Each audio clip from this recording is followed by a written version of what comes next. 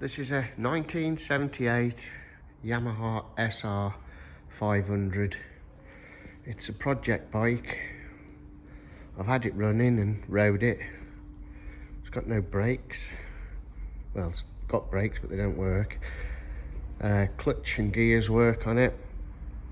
The battery's knackered. Get it started. Speedo and the rev counter work. Got 4,700 miles on the clock.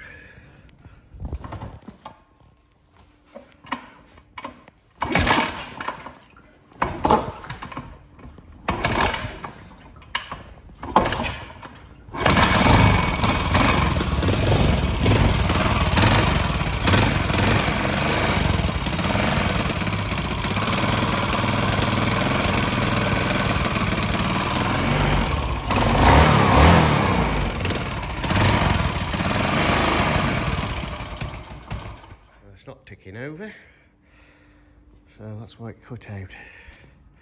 But the motor sounds good on it.